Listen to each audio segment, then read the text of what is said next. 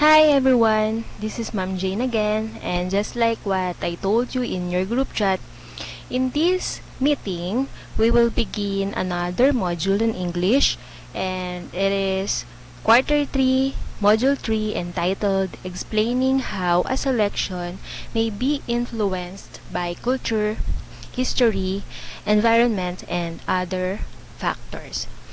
Okay, so let us have these objectives. Okay, so at the end of the module, you are expected to first determine passages or statements that are influenced by culture and history. So that will be your activity for today.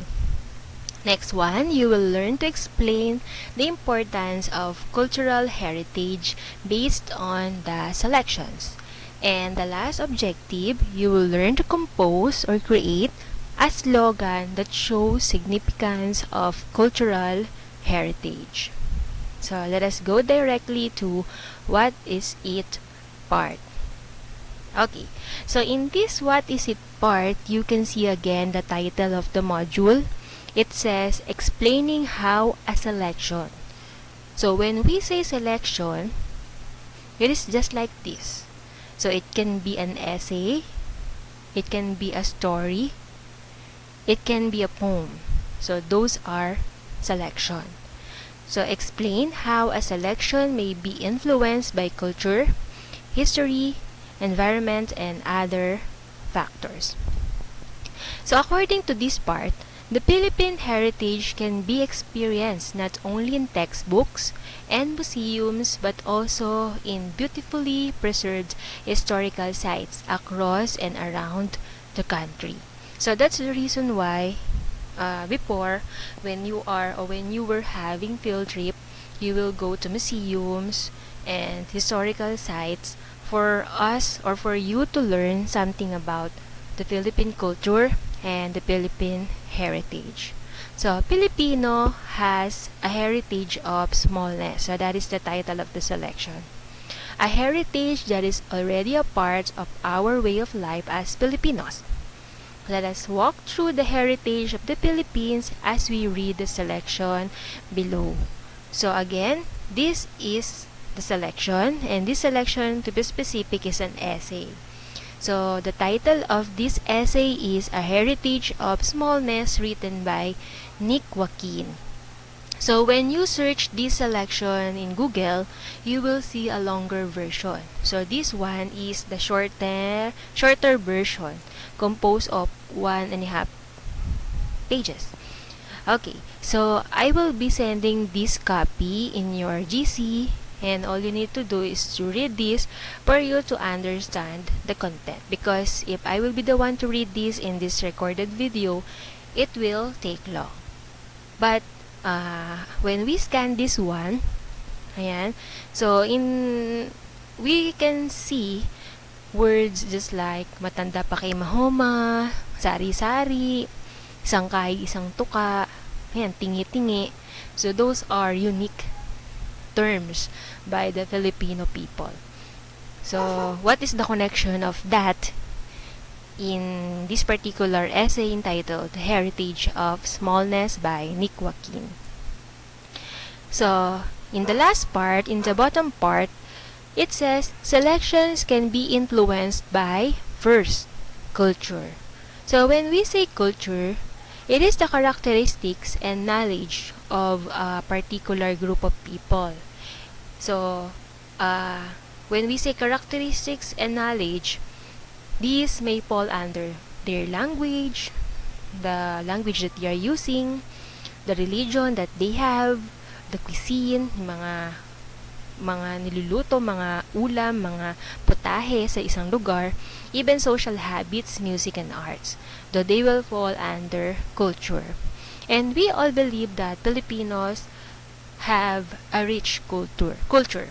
So, mayaman ang ating kultura. Sa religion pa lang, so we have rich culture. And we believe that Filipinos, under our culture, we should be respectful to elders. Filipinos are very famous because of bayanihan, because of being hospitable, Filipinos are family-centered.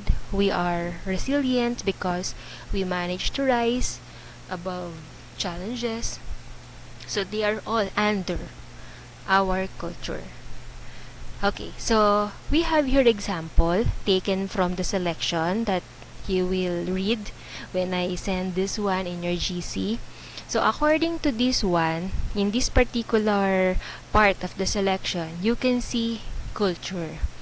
Because we Filipinos, ayan, we always, or people always buy one stick of cigarette. We always have pomades in our hair. Most especially the Pinoys before. Diba may mga ano sila, pamada, mga ganun mga gel. Ayan, so you can read that one in the selection. So usually writers of a story or writers of an essay mostly include culture in their writings. And you can see that clearly, especially to the literature or to the stories written in the Philippines. Sometimes we can see pagmamano in a story, so that will fall under culture. Pamanhikan, we can see pamanhikan in a story, na namanhikan si boy kay girl or sa family ni girl, that will fall under culture. So we can see culture or selections can be influenced by culture because we can see culture in different stories or selections. Next, we have history.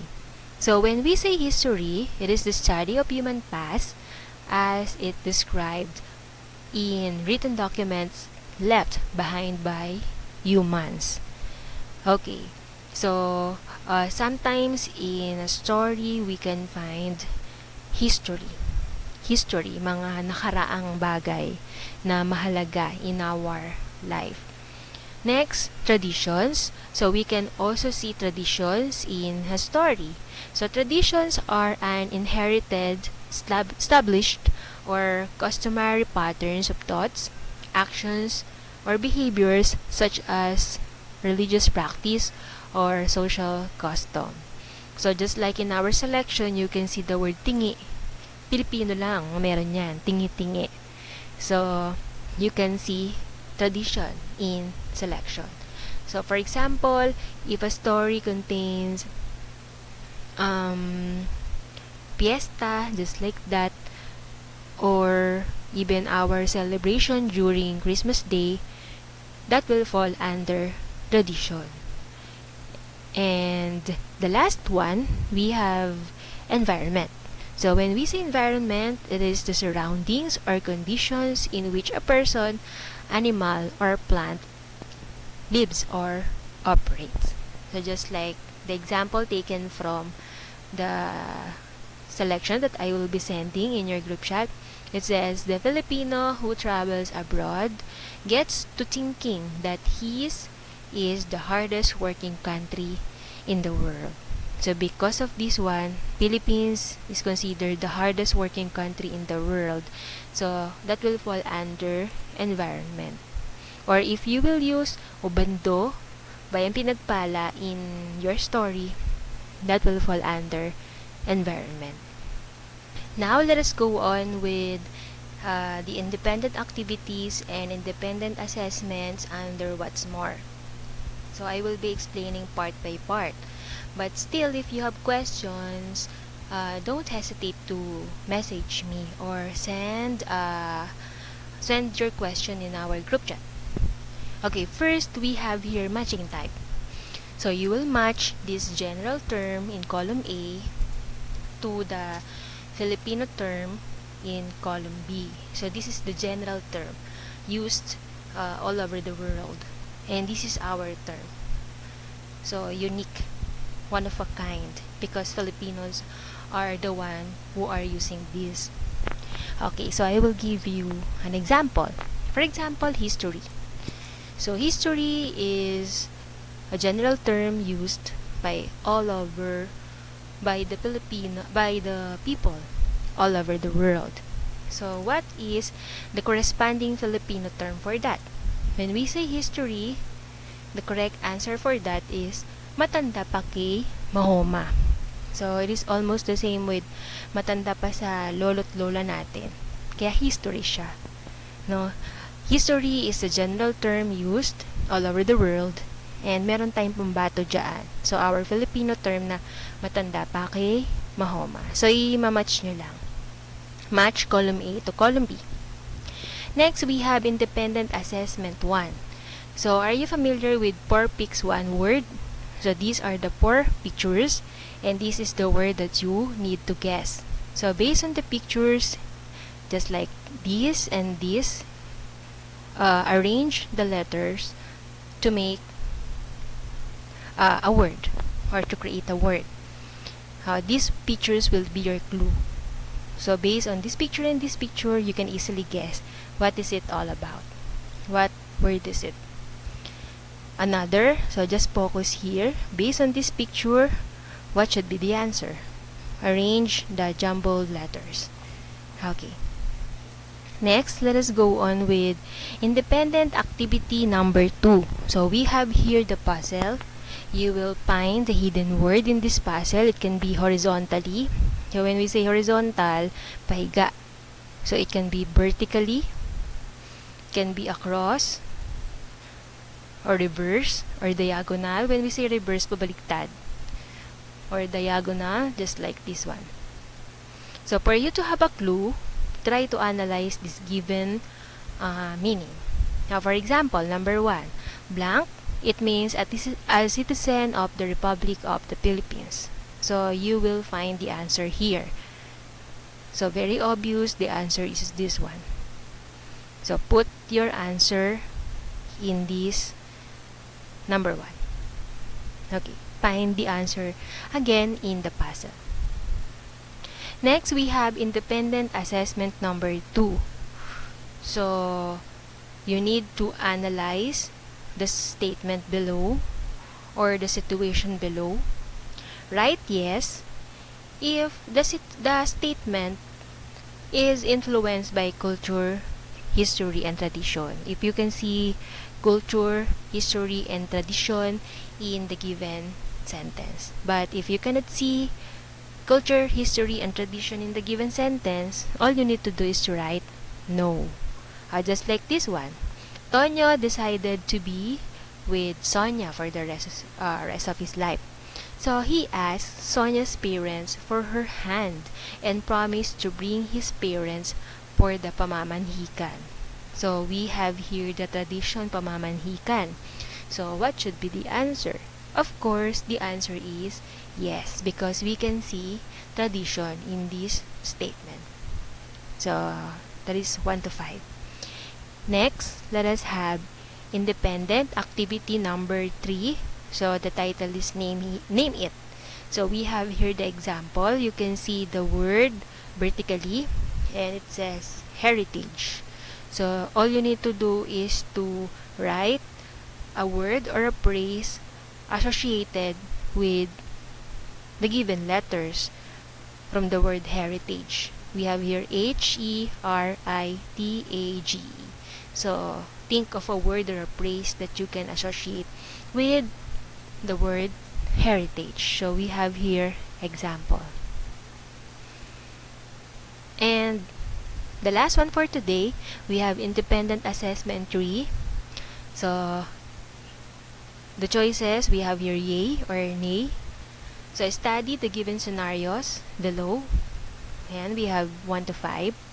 So write yay if the scenario shows cultural ties. And nay if it is not. Now, example. Number 1, Leonora was with her mother at the mall when she accidentally bumped to Teresa, who was also with her mother. Leonora and Teresa introduced each other's mother, and upon introduction, they shake hands with each other. So, it shows cultural ties. Diba nangyari yun na when we saw someone in the mall, we say hi, so we are not snobbish. So, based on this scenario, we can see tie or connection between people. So, we are Filipinos based on the culture are friendly. We are not snobbish. So, That's the reason why this number 1 show cultural ties. So just analyze the given sentence and then write yay or nay. So let us go back again. When we say selection, it can be an essay, a story, or a poem, or any other written story. And in a selection, we can find culture, we can find history, we can also find tradition, and we can find environment and other factors. So that is it. I hope you learned something from this recorded video, and if you have question, just ask me. Thank you very much.